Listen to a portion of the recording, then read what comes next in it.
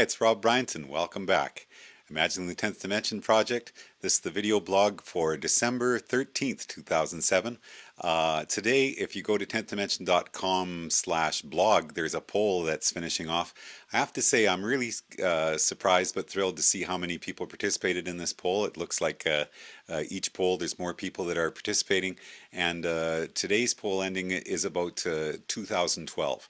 I've been talking a little bit about how if you're imagining all the different timelines that could have happened for our universe, that there will always be times when people are predicting that something is going to be happening in the future. And the Y2K being a great example where everybody was saying something horrible was about to happen. And in the timeline that we're on, it turned out Y2K was not a really big deal at all. 2012 isn't really an end of the world prediction per se. It's more an idea of expanding consciousness. But again, here we are. It's 5 years from now that this is being predicted to happen. By the time we get to 6 years from now, we'll be able to know for sure whether it happened or not. What I've been talking about with Imagining the 10th Dimension Project is that that no matter what you're thinking about, if you're thinking of a prediction that's coming from the future, it's quite possible that there are other timelines, branching timelines that exist within the fifth and sixth dimension where those predictions did come to pass. And it's just going to be interesting to see. Clearly, there's a lot of people that are getting very, very excited about the idea that consciousness is accelerating. I think that has a lot to do with the things that are happening with Google and all the different ways that people are connecting together across space and time. But it might also be very connected to Ray Kurzweil's ideas as well about an approaching singularity. So the video blog that we're continuing here today is the third part of a three-part discussion about boredom and consciousness. So I'm just going to jump right into it right now. Boredom and Consciousness Part 3. In Boredom and Consciousness Part 2, we talked about how boredom is very much a conscious part of our minds. If you're driving a car properly, you're performing a constant series of checks completely automatically. Your conscious and subconscious minds are working as one. The brain is entirely capable of taking you from one side of the city to the other without your narrator voice interfering with what you're doing. But what if that narrator voice instead had been telling you how boring the drive was? You'd be much more likely to have had an accident through being inattentive to all the possible danger signs that our subconscious minds deal with constantly as we drive. Even something as simple and uncomplicated as falling asleep is almost impossible to do if you can't find a way to quiet that darn narrator voice of consciousness, as anyone who's tried to fall asleep when they're upset or excited knows only too well. Do you like to garden? Some people can't stand it because it's so boring. Other people love simple, repetitive activities like these because it gives them peace. In other words, gardening can be a form of meditation. And meditation, of course, is actually not that far away from boredom, because meditation is an activity that encourages us to move through and beyond our line of time with an integrated mind, quieting that nagging narrator voice that says, "This is boring," and moving into a state that Julian Jaynes tells us we used to always exist within. Here's what I say in my book about meditation. Meditation is a particularly interesting example of how people can use the power of the mind to change their health and circumstances. Researchers analyzing the EEGs of persons in a meditative state have seen that the parietal lobe, which processes incoming data to give a person the sense of their location in time and space, becomes much less active during meditation.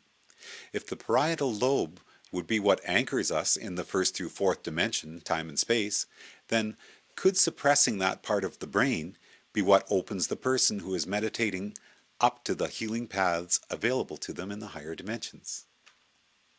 This same Scientific American Mind article on boredom we were discussing in Part 2 also talks about the rising popularity of mindfulness training in education, medical, and office settings, which is a form of meditation that helps people to become more in tune with the wonder of their day-to-day lives.